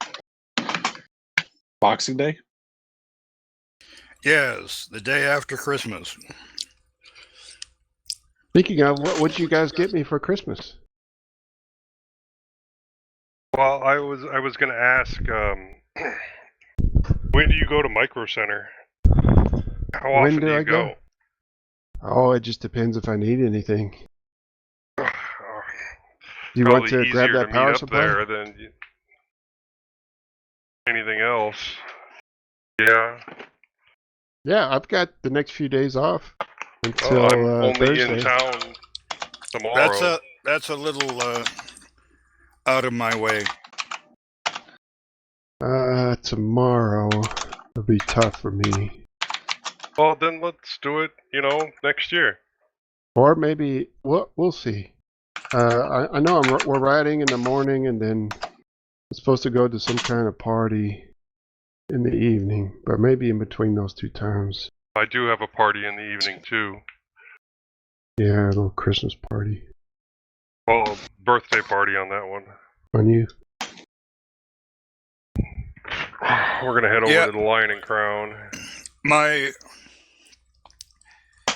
mother's birthday, which was really fun, like a toothache, was Little Christmas, January 6th. Did they do the thing where they combined birthday and Christmas together? Or did you have to give her presents on both days? Oh, no, you had to have your tribute available on both Christmas and her birthday. Even if you were out of work and broke, she had to get her, because she was giving you gifts, you had to reciprocate.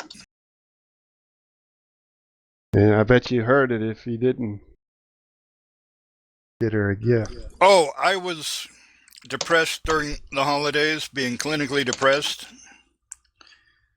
and I was accused of ruining her holiday. Now, the fact that my depression was not doing great things for my holiday and her beating up on me didn't improve matters, but then again, that was her holiday, which is one of the reasons why one of my more successful efforts here, I've got a lot of junk around here, but most of the Christmas stuff has been disposed of.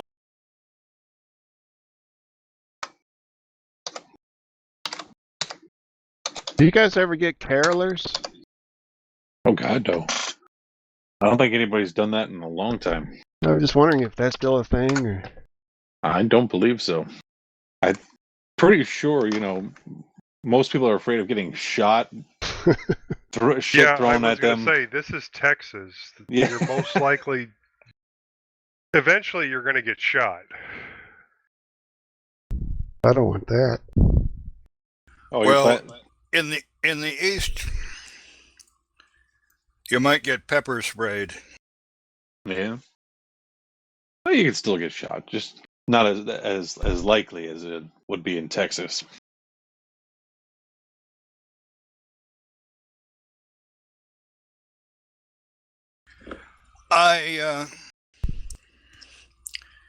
By the way, Texas,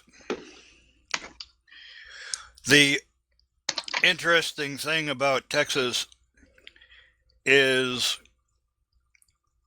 cap and ball weapons are not firearms. Like a musket?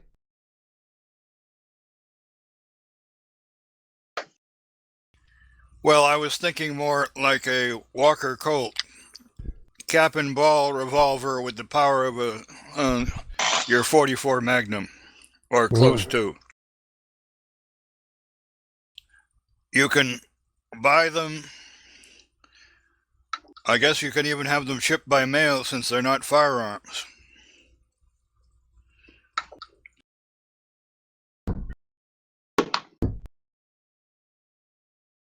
What are they? Toys? They're antiques, or replicas or what have you, but if they're not cartridge firearms of whatever, it's just a loophole in the law. Do you see that the guy that shot the United Healthcare guy had a 3D printed or partly 3D printed gun? Or was it fully 3D printed? Partly, right? No idea. I can't remember. Why? Isn't it just the lower that's regulated? Well, but again, like why? Yeah, well, I'm just saying that They call it the ghost gun. with the AR platform, the lower is the gun. Right. It is the serialized item. You can, because it is the serialized item, you can have one lower and give your mailman a hernia with all of the uppers that you buy. Mm-hmm. That's the way I understood it. Of course, in Massachusetts, we have non-firearms owning legislators who believe that any gun that looks dangerous has to be banned, not that they care about the fact that all this stuff has been passed by the federal ATF and whatnot. But every so often they come out with a new bunch of guns that they don't like. Not only that turn honest, law-abiding citizens into criminals, but they also usually have a provision where you can't even sell the weapon that they've made illegal. People need to start working on getting away from cartridge-fired firearms and go towards laser weapons and fun stuff like that, you know? Right? Yeah. So what if you had to wear a battery the size of a backpack to use it? It's still way cooler. It worked for the Ghostbusters, right? Right, yeah. That's the real DIY firearm stuff I want to see. Or like some kind of rail gun or something that doesn't just use regular ammo. That's boring. Right? Mhm. Oh, ATF used to say you needed a firearms dealer license if your primary business was selling firearms. Now they've decided that if you make a profit selling a firearm,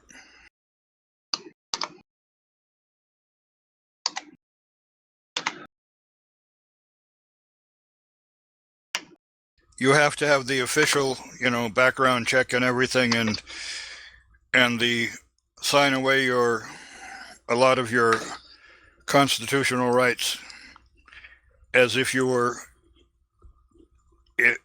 this was your primary business. They've decided that any profit that you make on a firearm makes you a dealer.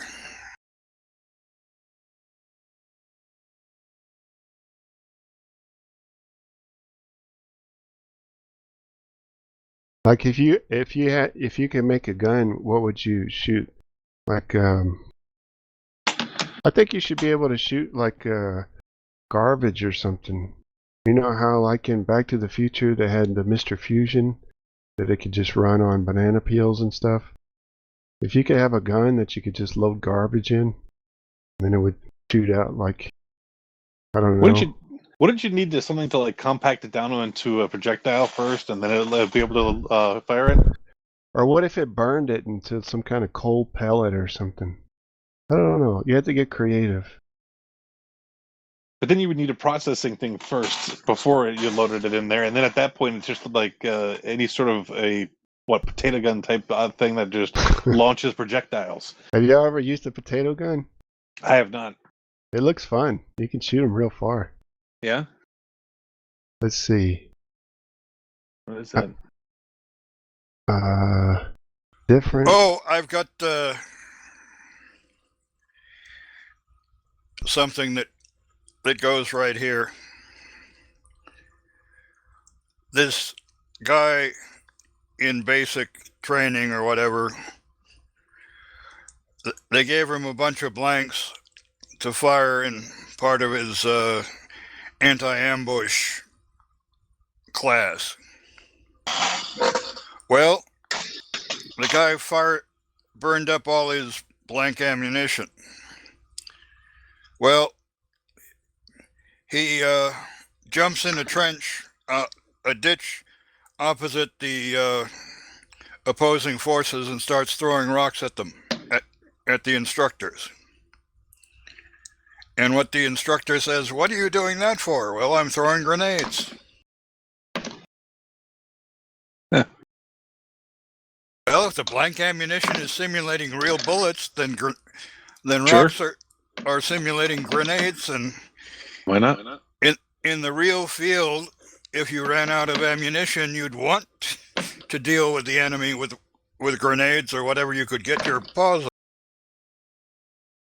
Hell, I'd be happy with a rock. Better than nothing. And for you happily married gentlemen, here's an oldie but goodie. A fellow said, I've got to have leave to see my wife. World War II. And his sergeant or whatever says, well, if the army had wanted you to have a wife, they would have issued you one. Said they did. She's a whack. Women's Auxiliary Corps. You know, they make pretty powerful air rifles, too. Yeah. My coworker has one that uses a 25 caliber. They have them up to something like 357. Mm-hmm. Not only that, There's back in the day, the Austrians had them up to something like 60 or 75 caliber. Now, the technology to pump up their air reservoir was probably a horror show, but they did it. Yeah, my coworker, he has a pump, and he said it takes forever to pump up the little chamber. It's a separate pump from the gun. And but what's cool is it has a regulator on it, so as you lose air, it doesn't turn into a weaker shot. It stays the same regardless. Well, most things nowadays have like a little Spoiler CO2 alert. emitter. What's spoiler? Sorry, go ahead. spoiler alert. There's this awesome audio drama podcast called "We're Alive: The Story of Survival." It's a zombie podcast. It's amazing. But in I think it was the second season, they were using a windmill to generate power and also compress air into canisters, so they could use compressed air to power stuff. And the one army guy made a air powered like a 50 cal out of PVC pipe, and had metal bearings out of it, and it just blew huge holes in the zombies. It was awesome listening to how he made it and how they were using it. It was great. Did they ever do more with that? That was a good audio drama. Oh, it's amazing. I heard that they were doing a like spin-off or follow-up to it. I never got back to it. Yeah, didn't you send that to me when I couldn't re-find it? Because I listened to it when it was coming out, and then I lost it. Oh yeah. No. I uploaded it to Google Drive. Yeah. They have something called an X-Rep. It says it's essentially a long-range wireless version of a traditional taser, firing plastic shells that each contain sharpened electrodes, a battery, a transmitter, and a microprocessor. When a shell hits the suspect, the electrodes are released and pierce through clothes and skin, releasing up to 50,000 volts of electricity for 20 seconds. That's crazy. It looks like a sci-fi weapon. Have you seen the pepper spray bullets? Yeah, they have them here on the same list. Pepper balls. And they also have your plastic pepper bullets. spray and your paintballs are, I mean, they're from the same stuff that they used to mark trees with or whatever back in the day. They just changed the payload. Here's one. Cool one. Active denial system. Designed by the military, also known as the pain ray. It's shaped like a satellite dish and shoots an invisible 95 gigahertz wave of heat at the suspect, similar to the waves inside of a microwave. Heats the skin to 130 degrees Fahrenheit in under 2 seconds. Yeah, they've been working with that and with sound and whole bunch of stuff. Yeah, this one mounts on top of a truck, it looks like.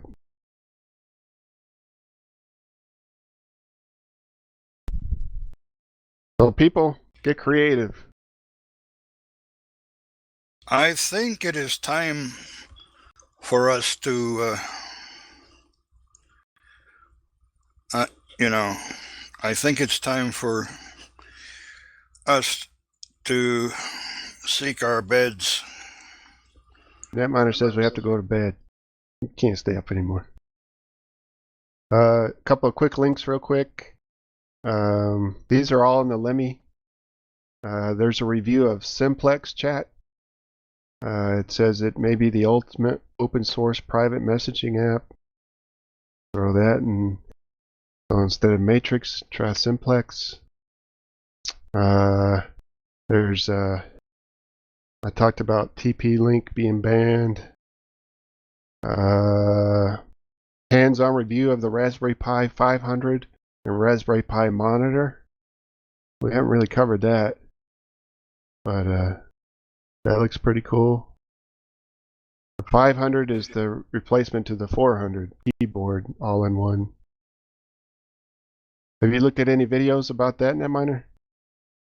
I haven't. I just got my notification about Magpie, whatever. I'll put a link to that in the show notes. I would also like to find out about that monitor. What It's is a it? $100 Just monitor. what? It's a $100 monitor. Okay. It has a VESA mount and a mount next to that for the Raspberry Pi. Okay. Well, for a regular Raspberry Pi. It 500. has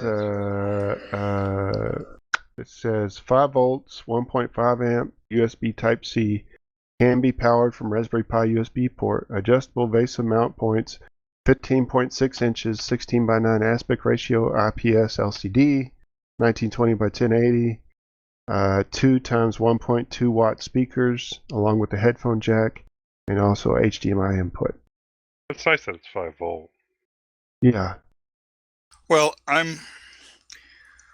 that's what I might do over Christmas or the next week. I get my Pi 5 back up as a desktop. I've got a nice little TV that a friend of mine salvaged for me.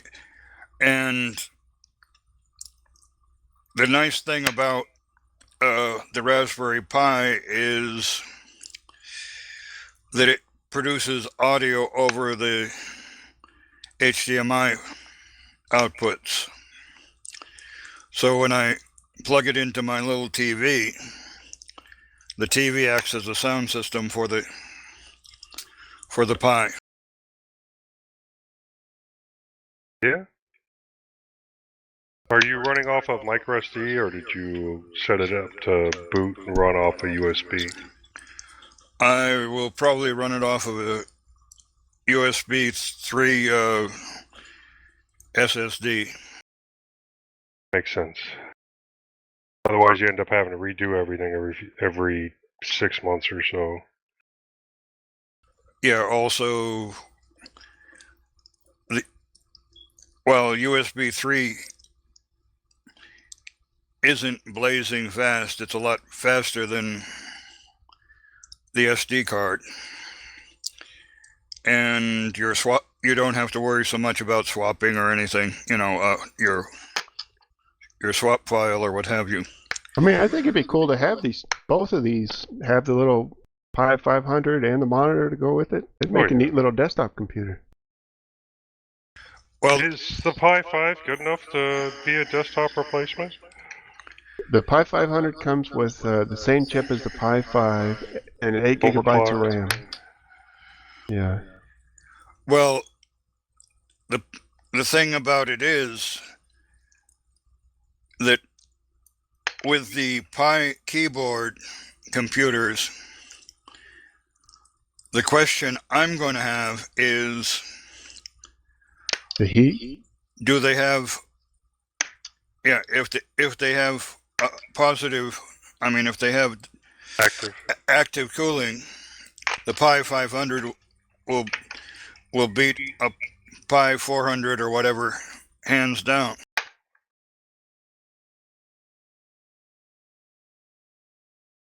So they open it up and it says a chunky slab of metal acting to both protect the electronics and as a heat sink for the hot running system on a chip.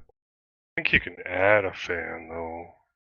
But there's no fans and nowhere to mount a fan, it says. Oh, so I guess you can't add a fan. The smooth metal cools the chip entirely passively and does a surprisingly good job of it. Maybe it's enough. From my experience, even with the 400, that tells me to buy a Pi 5 and do your own thing.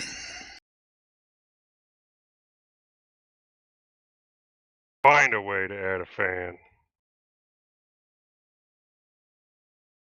For those more hardware inclined,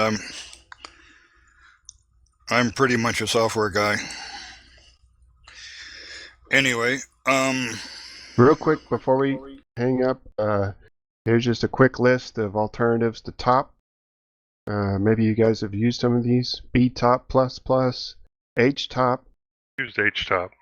Glances, Inmon, Bottom, which is graphical process system monitor seeking inspiration from G-top, G-top, system monitoring dashboard for a terminal, Conky, that's not really, I guess it can be a system monitor, Zenith, turbocharged top utility, B-Pi-top, presents the system resources in a logical and well thought out way, A-top, monitor for system resources, T-top, system monitoring tool with historical snapshots, below, time traveling resource monitor, Systat, system performance tools, Go-top, seeks inspiration from G-top and V-top, V-top, system monitoring tool in the spirit of top, Collect, L, collects data that describes the current system status, Tip-top, graphical activity monitor for the command line, Side R, displays live system statistics, and TTV, term task viewer.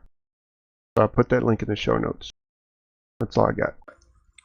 well, Glances is considerably more than, if I remember correctly, is considerably more than just a system monitor. I think it has like bleach split capabilities of cleaning up your machine and other things. I've heard of Glances. I've heard people use it. I've never used it.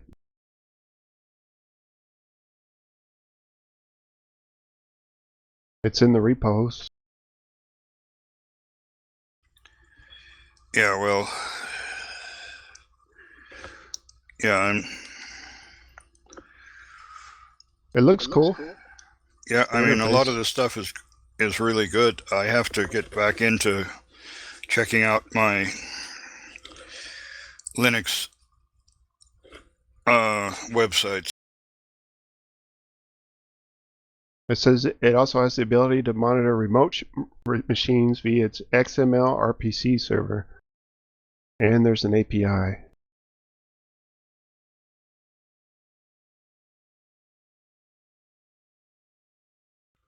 Yeah, well, next year I may have my own cell phone and I will be bugging you guys about setting it up. Oh, really? Yeah, You gonna get a smartphone?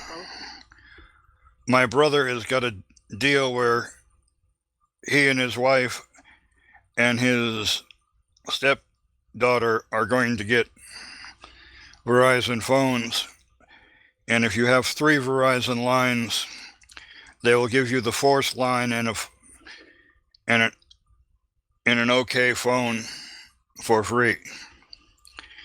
And it's all flat rate stuff, and he says that I'm not going to get billed for anything. Well, if I do get billed for something, I'm going to take out the SIM card or whatever and just look for my own Wi-Fi service. Wi-Fi based,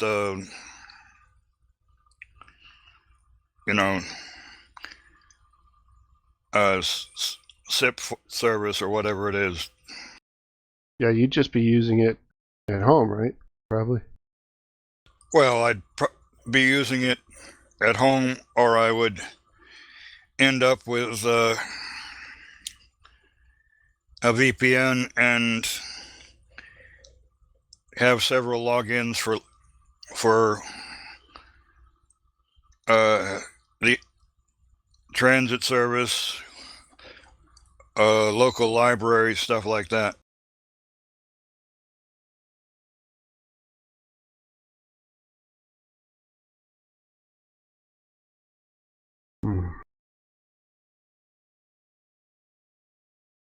Morncy, are you falling asleep?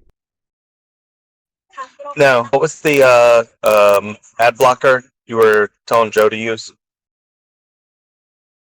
Oh, I just use Pi-hole.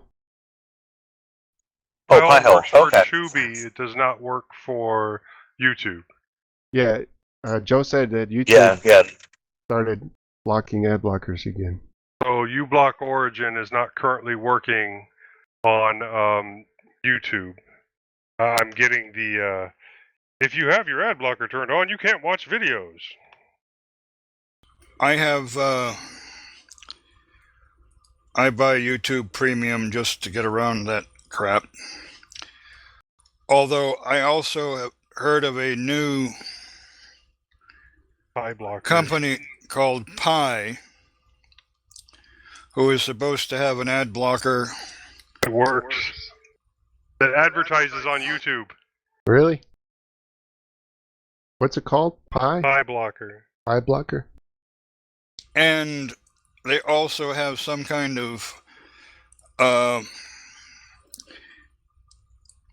they will pay you if you watch ads that they put in your content. Is it a browser extension? No, I just saw the ad for it a little while ago. Is it PI blocker? Yeah.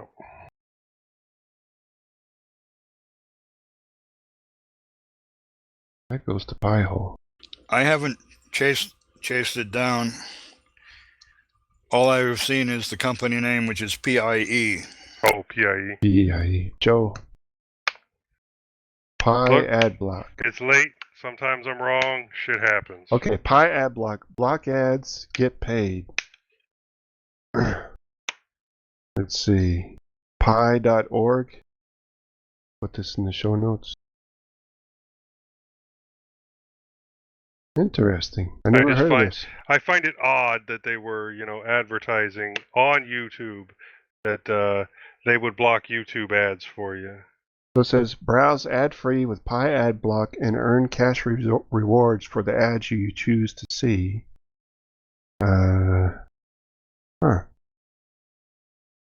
Blocks YouTube ads, blocks Twitch ads. Earn rewards for ads. If you enable rewards for ads, there will be multiple ways that you can earn cash back for seeing a limited number of Pi-approved ads. Instant rewards get paid with each click. Earn rewards immediately from Pi and our partners. Fair ads get paid with each view. Traditional ads that pay you from Pi and our partners. We don't block cash back. Never miss out on cash back rewards. Premium features for free for life. Cookie pop-up suppression, bypass, anti-ad block pop-ups. So I guess that's the revenue stream, is you watching ads that they approve. And they give you a portion of it, supposedly. Interesting.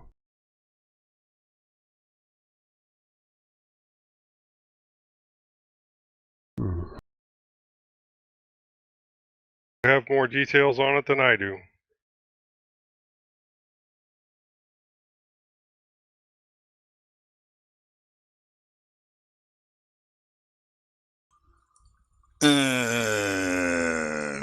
Our next recording date will be January 3rd.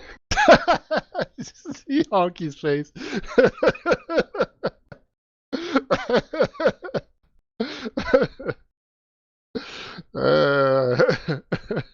And did we want to close it down finally? We're just messing with We were gonna do that a minute ago, and then all of a sudden we went down another rabbit hole. And I had to play that back. That was I great. blame Netminer on this one. It's all his fault. no, He took us down this rabbit No, hole. I did. Danny That's did. my fault. That was good. What is that, Mortensey? Adult rabbit. Rabbit? A rapid card. What is it? It's for a couple of the trains in Thailand. Oh, okay. It's like a. What did we use? in Metro Japan? card. I forget what it's called. Metro card. The dart. I'm the only one with official card to jump down the rabbit hole. Oh, I get you. That's what that's for. I have my rabbit card. All right. I think I actually got the stream up. I wound up nice. the old laptop I had set up for podcasting and streaming. I wound up just installing Debian on. And No backups, no nothing. Just well, there's not much for a backup. I mean, you basically install IceCast and then you install Butt, and then Butt streams IceCast, and then you have set Mumble up. I backed up a copy of Butt, but I wound up Butt now has a app image, so that works even better. Nice. Yeah. All right. So I guess you guys are ready to call it a night. I think so. That's been half the show. So, yeah, I mean, I can talk about what I've been working on now. yeah. Spend an You hour just did, talking about that. Yeah, I spent the entire show. I just did, didn't I? I installed Debian on that laptop. I installed Mumble, IceCast 2, and Butt, and I believe it is working at the moment. I just need to then go back to Nginx Proxy Manager and reset up a give it a URL, and it should be able to broadcast. I got to test it. I haven't tested it yet. I can see it on my home network, but then I just got to make sure it's actually broadcasting audio and out. But everything appears to be up and working. Good. But appearances can be deceiving, so I got to do testing later on. All right. Everybody wants to go home and go to sleep now, whatever they want to do. Now that you're ready to talk, you missed the show, buddy.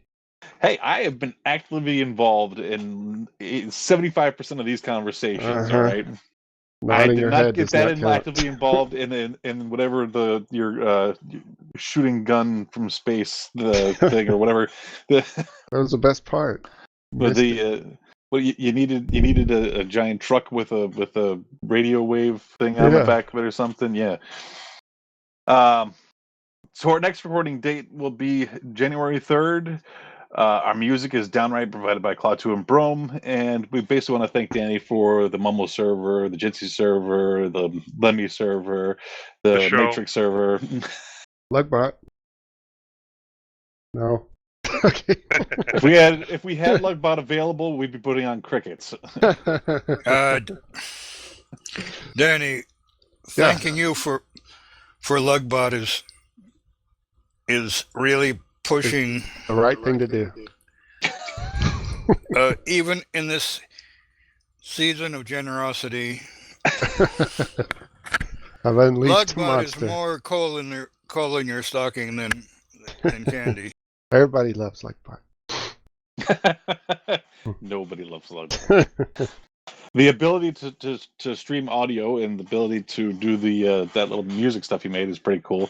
But when Lugbot talks, it brings great. Everything down. Oh, it's great.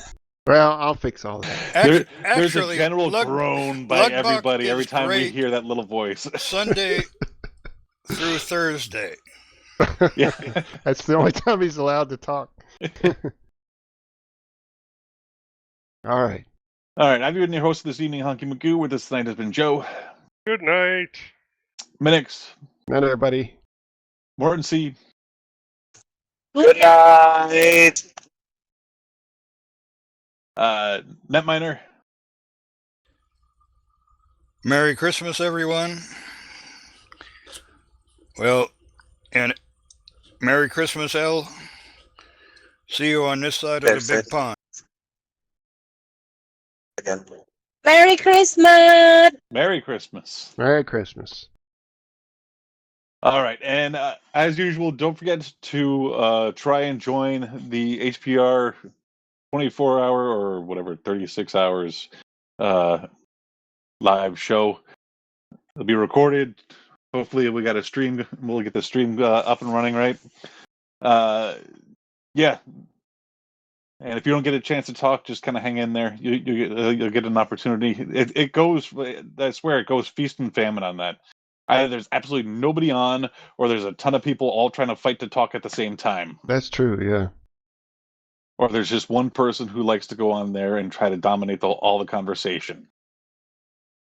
And I'll try to get a Jitsi server up and working on the Lugcast Lab. Maybe we can deploy that. Cool. All right. Good night, everybody. Good night.